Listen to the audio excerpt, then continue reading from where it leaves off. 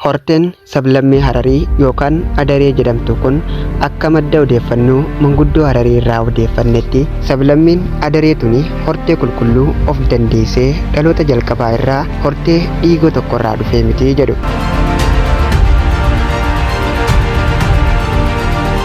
Akka isaan himanitti namoonni tokko tokko Harariin ummata dhedheeroo bara durii Harargee keessa jiraachaa turan Harallaa warra jedhaman sanarraa dhufnee jedhu.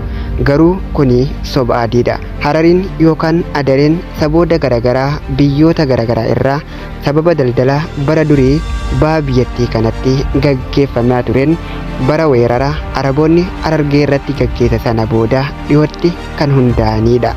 Isaanis Araboota Turkiyyee, Yaman, Saudi Arabiyaa, Oromoo, Somaaliyoota, Amaara, Guraagee, Argobbaa fi Tigree fi kan kana irraa walitti dhufanii fedhii faayidaa siyaasaa hawaasummaa fi dinagdee naannawa bahaa waloon to'achuuf maqaa sablammii xiqqaa Hararii yookaan Adaree ifin jechuun kan hundeeffamanidha. Isaan kun maqaa dhiiga garaagaraa abbootii yookaan gara haadhaatiin wal fuudhanii walirraayis horaa turan.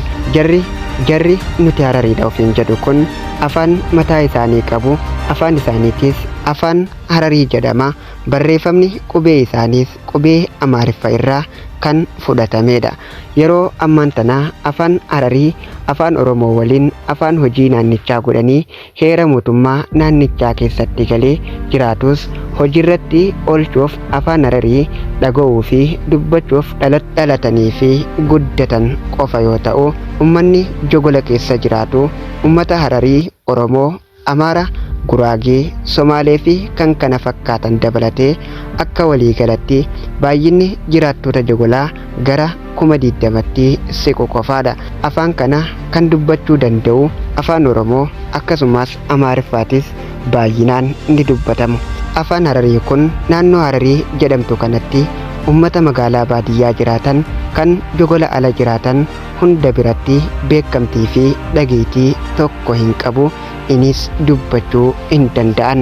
Akka afaan kun babal'atuu fi manneen barnootaa naannicha baadiyyaa fi magaalaa kan dhuunfaas dabalatee guututti sirna barnootaa keessa galee waggaa 15 dura akka baratamuu jalqabsiifame tures hanga irrattis hanqina barsiisota afaan Hararii furamuu hin dandeenye.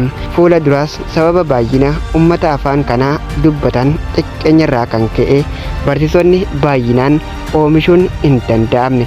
Tattaaffiin biiroon barnoota naannichaa fi biiroo aadaa turizimii waloon ta'anii baay'ata guddaa qabanii fi addatti barsiisota afaan Hararii barachuu barbaadan kadhatanii qarshii kafalanii fi koolleejjii akka baratan haala mijeessanii fi hanga durgoo kiraa manaa fi faayidaalee biroo hunda guutanii fi barsiisonni afaan kana barsiisuuf hamilee takkallee hin qaban. Kanarraa kan ka'e hanga ammatti afaan kana guddisuuf babal'isuun fedhii mootummaa naannichaa aangoota sablammii Hararii ta'anii irratti baay'ata guddaa godhaa turan. Hamma irrattis jiraatanillee babal'achuu irraa gara dhabamutti deemaa jira. Akka waliigalatti garuu naannicha keessatti hawaasni garaagaraa 500 ol ta'an jiraata. Kana keessaa gara 400 ol ta'u hawaasa Oromoo qulqulluu kan afaan Oromoo dubbatan qofaadha. Afaan Oromoo afaan hojii naannichaa akka hin taane kan afaan Hararii kan yoo xiqqaate Oromoo dabalatee namoonni 20 dubbatamu akkasumas addunyaarraa badaa jiru kan afaan Oromoo dura aansanii akka afaan lamaanuu waliin baduuf irratti hojjechaa jiraachuu hojiin isaanii hojjechaa jiran ragaa baham. Jarri nuti Harariidha ofiin jedhu kun gaafa Oromoon kufee Hararummaa leellisuu, gaafa Oromoon dammaqee lafaa ka'ee nuti Oromoodha ofiin jedhu.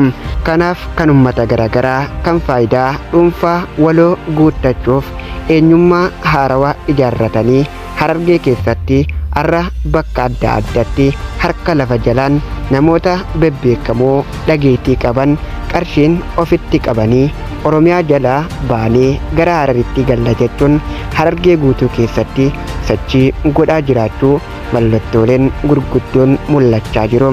Ragaaleen baay'eenis bahaa jiru. Obbolummaan obbolummaa dhiigaa fi obbolummaa ambaa yookaan warra alagaa garagaraa Harariin saba of danda'e yoo ta'e addatti Amaara, Guraagee, Tigiree, Orgobbaa fi kan kana fakkaatan irraa addatti wanti ani Oromoof obboleeyyan tahuu danda'u hin jiru. Namni tokko yoo dhalootaan abbaan Oromoo ta'e haadha saba biraa yoo ta'e dhiiga abbaa irraa dhufeetu laallama waan ta'eef namni eenyummaa lamaan dhalatu hin jirus hin jiraatus. Namni tokko eenyummaa tokko qaba waan ta'eef wanti isin dhibu gara Hararii kanatti namuma tokkootu ani Harariidha ofiin jedha, deebi'ee ani Oromoodhaas ofiin jedha. Haalli kun rakkoo eenyummaa Oromoo irratti haala danqaa dhaqqabsiisaa jiranidha. Saboonni adda addaa walirraa fuudhanii walitti heerumuun akkuma sabatti yoo jenne kan Oromootti dhiyaatu saba Somaaleetiin dhugaa dubbachuuf ilma Kuush waan taaneefi dubbiin yoo gara haadhaatiin Oromoo yoo ta'e namni tokko dubartii kam dhiira saba barbaaddee heerumtee gara haadhaatiin Oromoo ta'e namni tokko dubartiin kam dhiira saba barbaaddetti heerumtee ilmi jidduu bahuu danda'um. Har'a dubartoonni keenya faranjii, Baangaalii, Araba, Chaayinotaa fi kan kana fakkaatan heerumaa jiraniin kuni duuba as deebi'ee ilmaan isaanii Oromoo jechuun ni danda'amaaree yoo gadi fageenyaa fi ilma barcumaa ta'ee beekamee dhugaa akkasitti fudhata malee akka warra nuti saba Hararii yookaan Adaree ofiin jedhu kanatti nuti obboleeyyanii jechuun ummata hidda dhalatinsaa ofiin hin qabne kun yeroo ammaa keessatti addatti bara bulchiinsaa kantiibaa magaalaa Harar boordiin kanatti saba Oromoo gananii durii kaasee hamma irratti ummata Oromoo gidirsaa, ajjeesaa, hidhaa, alaamanarraa reebaa, buqqisaa, qabeenya saamuu fi eenyummaa saba guddaa Oromoo kana kan danda'an jijjiiruun kaan immoo lafaa fi namaas walumaan balleessaa jiranidha. Kanaafuu ummanni Oromoo guutuun addunyaa irra jiraatu dammaqinaan ummata isaaniif lafa isaaniif sagalee ta'uun magaalota keenya akka deeffannu dhaamsa keenya dabarsina. Dargaggoota baha biiftuurraa BBC Sagalee misoomaa fi tokkummaa ummata baha biiftuutiin